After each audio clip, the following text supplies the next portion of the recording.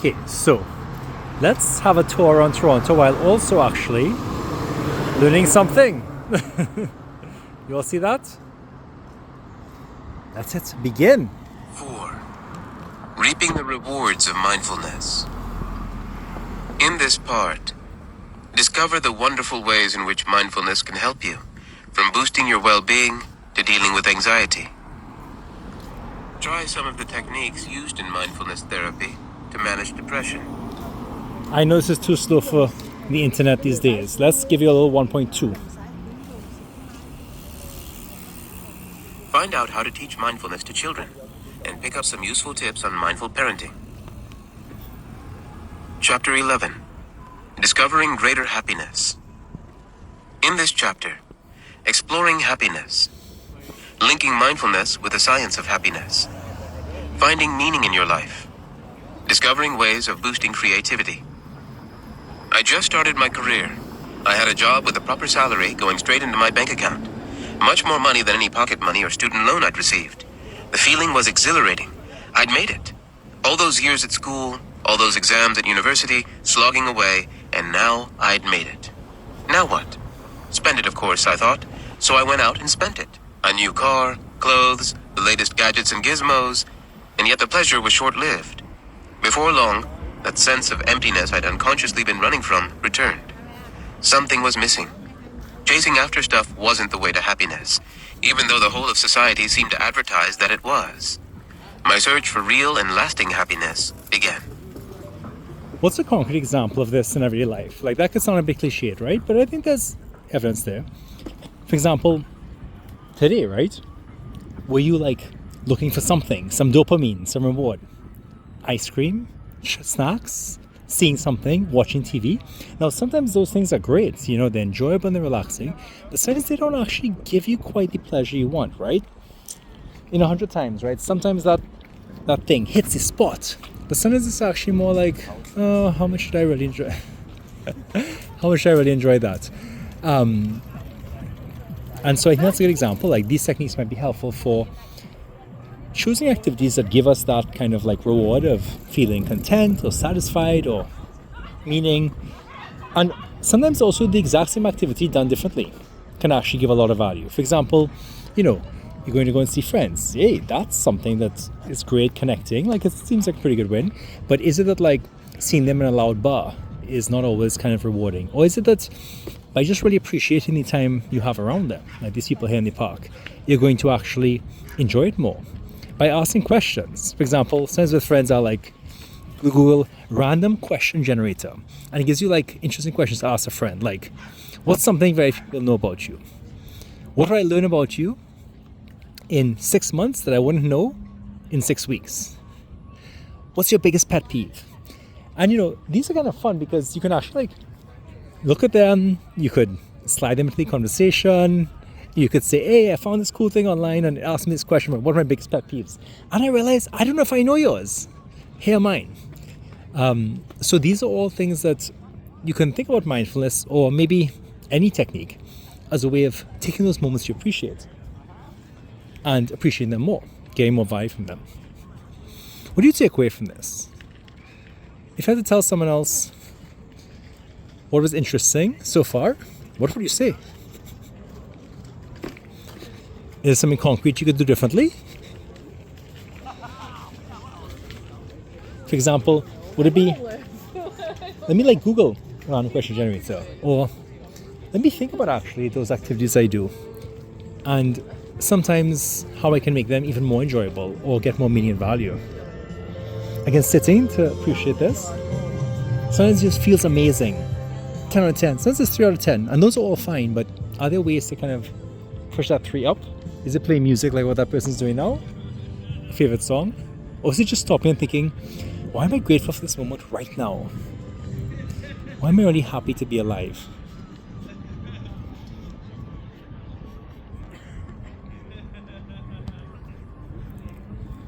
Yep, start back the tape. You can listen, you can watch, or you can think about those questions. What do you take away? How do you explain to someone else something interesting from this? And what can you do differently? Well, that's fun. I don't think when's the last time I saw a game being played? I've definitely never in my life played baseball or softball, ever. Okay, I'm really curious now, but I don't want to run through people's field. Let's mindfully appreciate this. This chapter explores the relationship between the science of happiness and the art of mindfulness. By applying the findings of what makes a happy life, along with the contemplative exercises of mindfulness, you can explore ways to be more content and peaceful in your life. Discovering the way to happiness. Before we dive into exploring ways to a happier life, let's take a moment to understand what happiness is. Most people think of happiness as simply feeling good. Is that true? If feeling good is your definition of happiness, you can never be fully happy. Why? Because the feeling of happiness is just one of many emotions you experience as a human being, like sadness, disgust, anger, fear, and surprise. You can't just have one feeling all the time. It's impossible. So defining happiness as just feeling good is simply unhealthy. Another approach is to define happiness as living a rich, full, and meaningful life.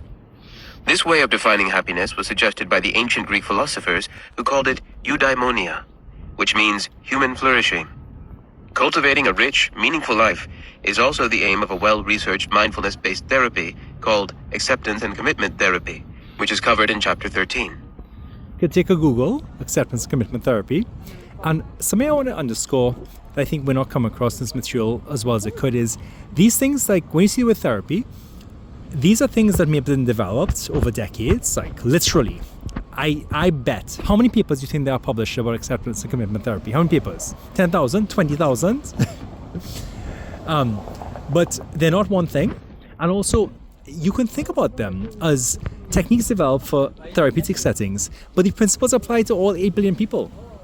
For example, acceptance commitment therapy is about accepting, negative emotions, urges to compulsively click on Instagram, anger at yourself, anger at other people, and accepting and sitting with those emotions and recognizing that it's okay to feel those. It's natural to have urges to do unhealthy things like eat junk food. And then actually committing to taking actions that are in line with your values, articulating what your values are. Are they helping other people? Are they having time to yourself? Are they connecting in a very particular way? Now, of course, that was Joseph talking for 30 seconds on a topic on which there are 10 to 20,000 scientific papers. So I bet you could dive in and learn something. But don't think of them as, don't rule out the idea that they can help you just because it sounds like a therapy. And there's a ton of work. In fact, my lab does some research on this to kind of map those principles into things that all 8 billion people can use, that you could use in one minute. In fact, this video is kind of a form of that, right? I'm betting pieces of this and trying to explain how I think it's relevant and how I might critique what's here, or at least say it differently, or say it in a way I think can be more relevant to help people. And you do the same. When you hear me say something, you say it differently, you say it better, you say it in a way that doesn't help you right now. I found this approach to be a powerful way to well-being. Rather than focus on my day-to-day happiness levels, I focus on cultivating a meaningful life, pursuing actions based on my core values. A happy life, in this way of thinking, doesn't mean I won't experience pain or hardship along the way. On the contrary, by stepping out of my comfort zone and doing what really matters, I do and will experience painful thoughts and emotions.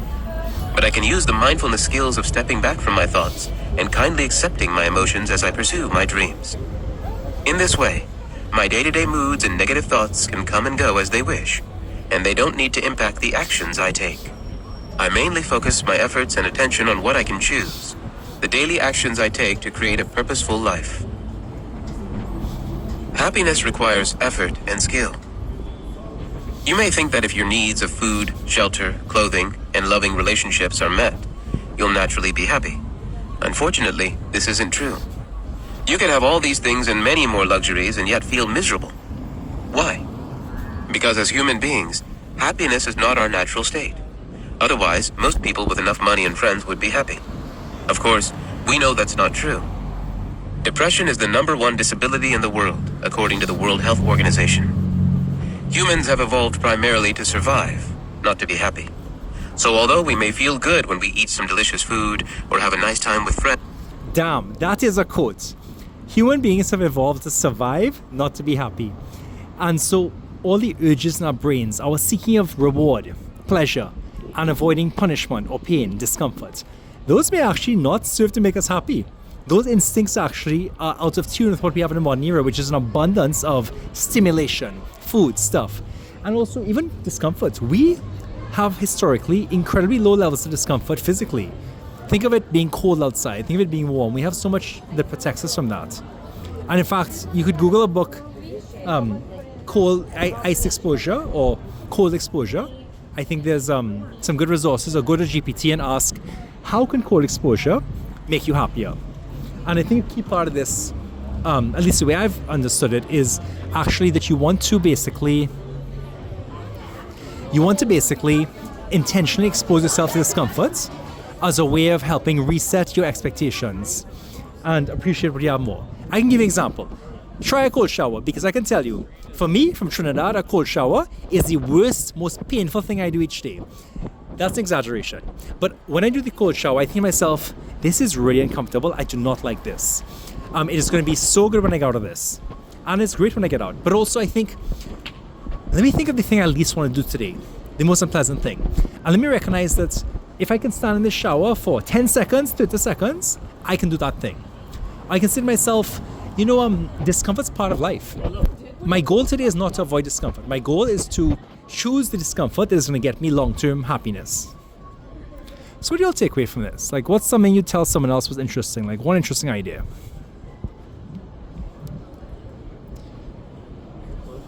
For example, is it the idea that actually intentionally putting yourself through uncomfortable situations, not super uncomfortable to start, can actually help you be happier?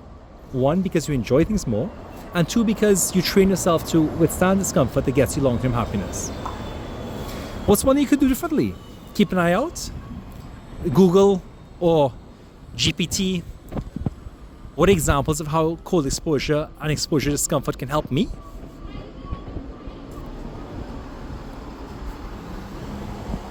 The feeling soon passes, and our mind wants the next thing. This quote sums up happiness well. Happiness is like a butterfly. The more you chase it, the more it will evade you.